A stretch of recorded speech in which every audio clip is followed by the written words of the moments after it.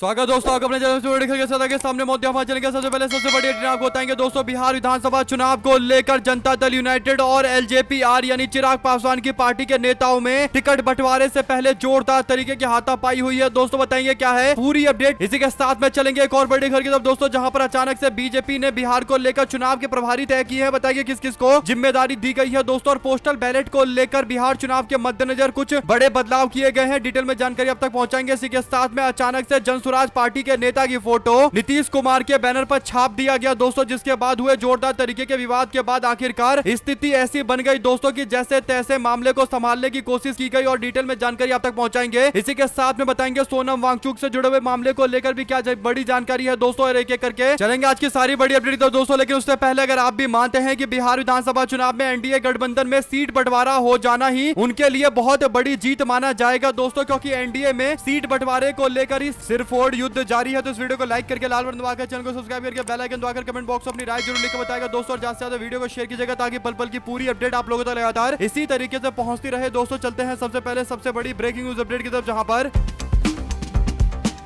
NDA गठबंधन में seat बंटवारे को लेकर भाजपा और एनडीए वाले दावा कर रहे हैं कि नवरात्रि के टाइम में ही पूरा का पूरा सीट बंटवारा हो जाएगा दोस्तों। लेकिन बंटवारा होना तो दूर की बात है, अभी ऐसा लग रहा है कि एक दूसरे के ऊपर लाठी डंडे बरसाने लगे हैं दोस्तों। खबर सामने आ रही है मुजफ्फरपुर से जुड़ी हुई, जहां पर एनडीए गठबंधन में किस स्तर पर आपसी भीतर घात है दोस्तों और विवाद है, इसका सीधा सीधा उदाहरण सामने आया है। दरअसल मुजफ्फरपुर के अंदर एनडीए कार्यकर्ता का सम्मेलन हुआ दोस्तों। गाय घाट विधानसभा क्षेत्र को लेकर कार्यक्रम चल रहा था। एनडीए के कार्यकर्ताओं को एकजुट किया जा रहा था, लेकिन कार्यकर्ता के दौरान एनडीए के कार्यकर्ता सम्मेलन में जोरदार बवाल हुआ दोस्तों। और मामला इतना ज्यादा आगे बढ़ गया दोस्तों कि कार्यकर्ताओं में हाथापाई तक हुई, कुर्सी चलाए गए और यहां तक कि दोस्तों हंगामा इतना बढ़ गया कि गाली गलौज तक भी हो गया। आपको बता दें कि मंच पर ही ये पूरा बवाल हुआ दोस्तों। दरअसल खबर यह है कि गायघाट विधानसभा क्षेत्र के जारंग हाई स्कूल का पूरा मामला है। जेडीयू के नेता प्रभात किरण और एलजेपी यानी चिराग पासवान की पार्टी के पूर्व प्रत्याशी कोमल सिंह के बीच विवाद हुआ दोस्तों। दरअसल 2020 के विधानसभा चुनाव में चिराग पासवान की पार्टी अलग से विधानसभा चुनाव में मैदान में उतरी थी दोस्तों। और गायघाट विधानसभा क्षेत्र में राष्ट्रीय जनता दल के उम्मीदवार निरंजन राय ने चुनाव जीता था। उनको 59,788 वोट मिले थे दोस्तों और अंतर लगभग 7,566 वोट का था दोस्तों। यहाँ पर जनता दल यूनाइटेड के नेता और पूर्व नीतीश के मंत्री को 52,212 वोट मिले थे दोस्तों, यानी दूसरे नंबर पर रहे थे। और तीसरे नंबर पर एलजेपी-आर का उम्मीदवार 36,000 वोटों के साथ में था, यानी कोमल सिंह तीसरे नंबर पर थी दोस्तों। तो ऐसे में अगर आप देखेंगे तो जेडीयू और एलजेपी ने दोनों ने अपने उम्मीदवार मैदान में उतारे थे और दोनों को कुछ न कुछ वोट मिला था। कांग्रेस पार्टी और राष्ट्रीय जनता दल को सफलता मिली। इसके बाद दोस्तों अब जनता दल यूनाइटेड के वरिष्ठ नेता महेश्वर यादव के बेटे प्रभात किरण टिकट की दावेदारी कर रहे हैं दोस्तों। लेकिन लोजपा की ओर से पिछली बार चुनाव लड़ी कोमल सिंह भी सीट की दावेदारी कर रही है दोस्तों। और एक ही सीट पर जनता दल यूनाइटेड और चिराग पासवान की पार्टी के नेता को लगभग एक जैसे ही वोट मिले थे दोस्तों। अब दोनों दावेदारी कर रहे हैं और सीट को छोड़ने को तैयार नहीं है। तो इससे एक बात स्पष्ट है कि बवाल और ज्यादा आगे बढ़ना है दोस्तों। लेकिन मंच पर जिस तरीके का विवाद हुआ है उसके बाद कहीं ना कहीं और ज्यादा खटास एनडीए गठबंधन में बढ़ेगी दोस्तों। आपको बता दें कि मंच पर दोनों नेताओं के समर्थक एक दूसरे से भिड़ गए। एक और प्रभात किरण के समर्थक थे, दूसरी और कोमल सिंह के समर्थक थे और दोनों में जमकर हाथापाई लात घूसे चले हैं दोस्तों और गाली गलौज तक हुई है। अगर आप भी मानते हैं कि एनडीए कार्यकर्ता सम्मेलन अखाड़ा बन चुका है आपसी विवाद का और सीट बंटवारा टिकट बंटवारा ये सब तो दूर की बात है, पहले ये लोग मंच पर एक साथ आ भी जाएं ये भी एक बड़ी बात दिखाई देती है दोस्तों। और शांतिपूर्ण तरीके से कोई कार्यक्रम कर ले ये भी एनडीए गठबंधन के लिए एक अचीवमेंट ही माना जाना चाहिए। दो शब्द जरूर लिखकर बताएगा इस पूरे मामले पर दोस्तों। चलते हैं एक और बड़ी अपडेट की तरफ, जहां पर भारतीय जनता पार्टी ने बिहार और पश्चिम बंगाल विधानसभा चुनावों को लेकर संगठन में अहम जिम्मेदारियों का बंटवारा कर दिया है दोस्तों। पार्टी के अध्यक्ष जेपी नड्डा ने शुक्रवार को इस संबंध में नियुक्ति पत्र जारी किया है दोस्तों। बिहार विधानसभा चुनाव की कमान केंद्रीय शिक्षा मंत्री धर्मेंद्र प्रधान को सौंपी गई है। उन्हें चुनाव प्रभारी बनाया गया है दोस्तों। उनके साथ में केशव प्रसाद मौर्य को भी जिम्मेदारी दी गई है और सीआर पाटिल जो केंद्रीय जल शक्ति मंत्री है उनको भी सह प्रभारी के तौर पर नियुक्त किया गया है। यानी बीजेपी बिहार को लेकर कई सारे अपने केंद्रीय नेताओं को भेजकर स्थिति का जायजा लेना चाहती है, खासकर सीट बंटवारे को लेकर किस तरीके से पार्टी के कार्यकर्ता मन बना रहे हैं और कौन कहां पर चुनाव लड़ना चाहता है। कार्यकर्ताओं से भी और नेताओं से भी जानने के लिए इनको भेजा जा रहा है दोस्तों। हालांकि अब बात काफी ज्यादा लेट हो चुकी है, क्योंकि सबको पता है कि जल्द चुनाव की घोषणा होने वाली है दोस्तों। और सीटों के बंटवारे को लेकर बीजेपी के प्रभारियों को पहले ही बिहार आना चाहिए था, लेकिन अब भेजे जा रहे हैं। दो शब्द जरूरी का बताएगा दोस्तों इस पूरे प्रकरण पर। चलते हैं एक और बड़ी अपडेट की तरफ, जिसमें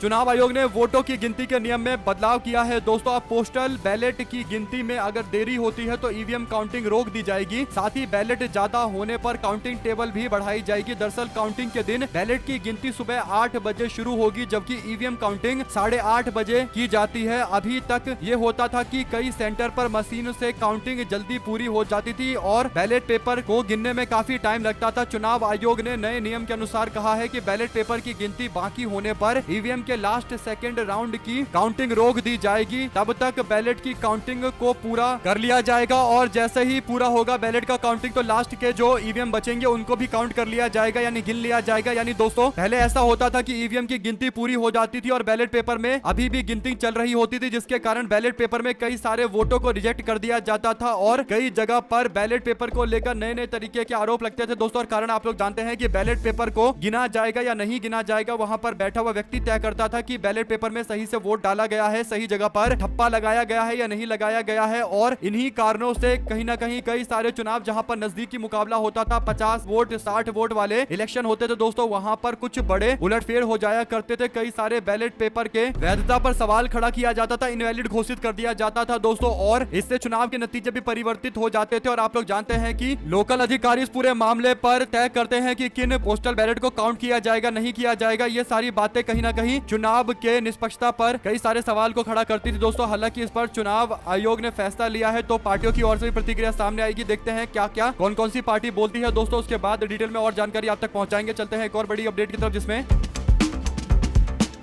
बिहार के सासाराम के अंदर नीतीश कुमार का एक कार्यक्रम हुआ दोस्तों। कार्यक्रम में नीतीश कुमार को लेकर बैनर पोस्टर लगाए गए। पोस्टर में एक अजीबोगरीब स्थिति देखने को मिली दोस्तों। दरअसल पोस्टर में उपेंद्र कुशवाहा की फोटो लगी हुई थी और जनता दल यूनाइटेड के और कई सारे नेताओं की फोटो थी दोस्तों। ललन सिंह भी थे इसमें दिखाई दे रहे हैं। लेकिन बड़ी बात यह है कि जनसुराज पार्टी में ज्वाइन कर चुके आरसीपी सिंह की फोटो बैनर पर लगी हुई है दोस्तों। नीतीश कुमार के कार्यक्रम में आरसीपी सिंह की फोटो लगाई गई, जो पुराने जेडीयू के नेता है और आजकल जनता दल यूनाइटेड छोड़कर जनसुराज पार्टी में ज्वाइन कर चुके हैं दोस्तों, और जनसुराज पार्टी में लगातार काम कर रहे हैं। लेकिन सवाल खड़ा होता है कि आरसीपी सिंह जब जेडीयू में नहीं है और जनसुराज पार्टी में है, तो फिर जनता दल यूनाइटेड के बैनर पोस्टर पर उनकी तस्वीर क्यों लगाई गई है। इस पर जैसे ही खबर सामने आती है दोस्तों, तस्वीरें वायरल होती है, उसके बाद जेडीयू वाले स्टिकर लगाकर मामले को संभालने की कोशिश करते रहते हैं। दो शब्द इस पूरे मामले को लिखकर जरूर बताएगा दोस्तों, ज्यादा से ज्यादा वीडियो को शेयर कीजिएगा। चलते हैं एक और बड़ी अपडेट की तरफ, जहां पर